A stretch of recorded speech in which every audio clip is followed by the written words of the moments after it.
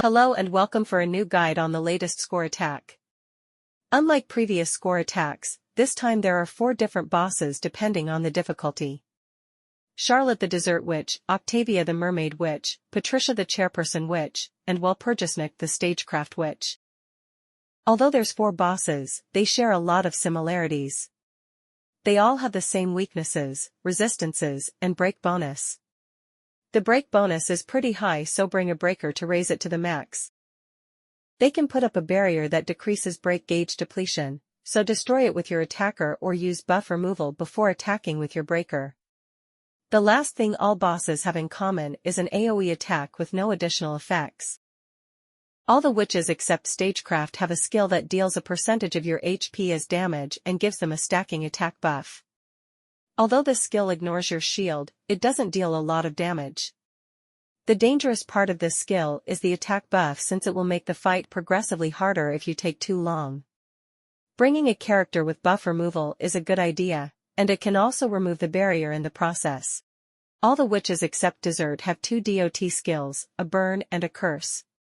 You need to bring someone that can remove ailments for these fights, especially against Chairperson and Stagecraft.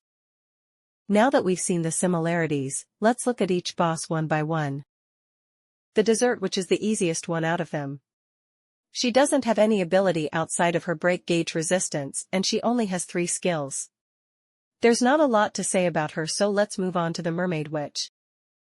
She can act twice every other turns, but one of these action is always going to be her barrier. She never attacks twice in the same turn, so you don't have to worry about being bursted down in a single turn. We already talked about all her skills, so let's go to the next one, and this time there's more to say. Just like Mermaid, the Chairperson Witch can act twice every other turn, but this time it's on every odd turn instead of even. Every time she gets attacked by a character afflicted by an ailment, the counter next to her health bar will increase by 1.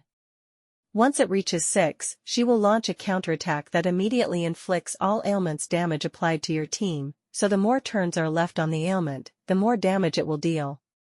If a character has both burn and curse when this attack is triggered, it's almost certainly a death sentence. If the boss only need 1 or 2 attack before the counter, try to trigger it on your own terms to reset the amount of attack needed, rather than risk getting countered at a bad moment. The best moment to trigger the counter is when only 1 or 2 of your characters have an ailment, have enough HP to tank the counter, and your healer can heal before the boss' next attack. It's the perfect moment to trigger it safely.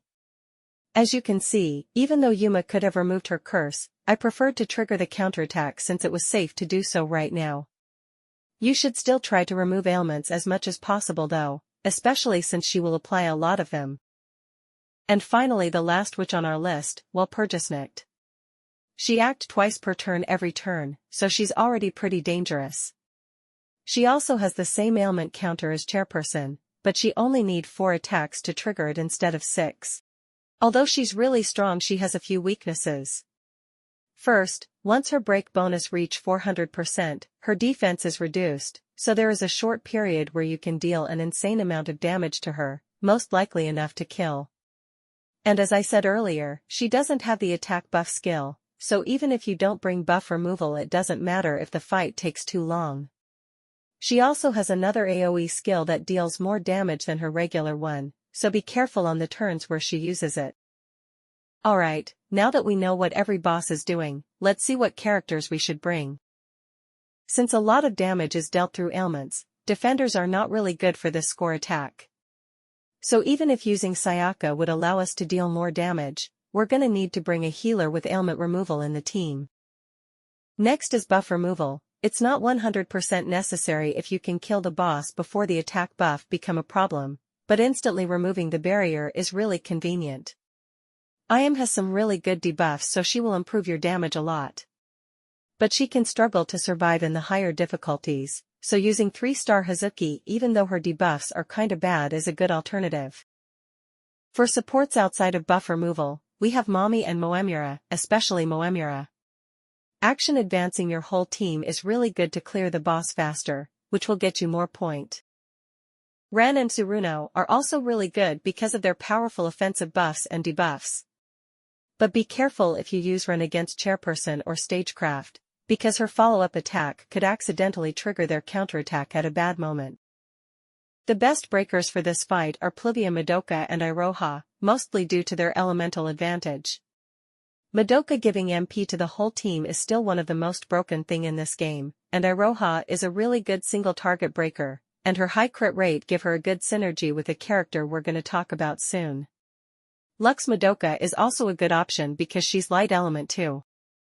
And finally we arrive to damage dealers. To no one's surprise, Matakami takes the crown as the best one for this score attack. Insane damage and self-buffs with elemental advantage, she has everything you could ask for and more. She also heals the team a little bit every turn, which helps mitigates all the ailments damage you will take. And if you use crit buffers in your team, she can get a lot of action advance. Although Oriko doesn't deal a lot of single target damage, this is the first score attack where she's decent thanks to her elemental advantage, so I wanted to mention her. And obviously we have Kyoko and Ichiyo, the two queens of single target damage before Matakami's release. They are resisted by the boss, but they're still good options for this. To finish this video, I want to talk a bit about team building, especially for the higher ranks, since the first 11 ranks are relatively easy for most players. Just bring a double support team. You can eventually use a buff removal support to deal with the shields and attack buffs, but it's not really necessary for these difficulties. Things start to get hard at rank 12. There is a big jump in difficulty from the previous ranks, but it should still be doable for a lot of people as long as you bring buff removal. Ailment removal is not necessary since Charlotte doesn't inflict any ailments, but I still recommend a healer as a sustain since one of her attack ignores shield. For rank 13 you need to use a double sustain team, with at least one sustain able to remove ailments. You also need to bring a buff remover since the fight will be pretty long. Rank 14 is the last stop for free-to-play players. You'll need a triple sustain team, with 2 ailment remover so she has as few opportunities to use her counterattack as possible. This fight took me almost an hour with this team, and although I got a pretty high score, it's probably not worth it since even rank 11 is enough to get all rewards. I tried a lot of different teams, but I think that rank 15 is just impossible if you're not a whale. Her barrier can reach a maximum of 200,000, and you can't remove it with Ayam or Hazuki. You have to deal enough damage to break it. And since she gets a barrier every turn, you need to be able to deal a lot of damage constantly. It would be doable if you could run supports, but since she deals an insane amount of damage, even using 3 sustains barely keep you alive. And to top it off, this time she can also get an attack buff, so you still need to bring a buff remover even though they can't remove the barrier. That's it for this video. I'm sorry that it took a while to come out, but this score attack was pretty complicated and I struggled a bit to write it. As usual, my clear of the score attack is available in the description, and if you have any questions you can leave a comment. Goodbye and see you soon.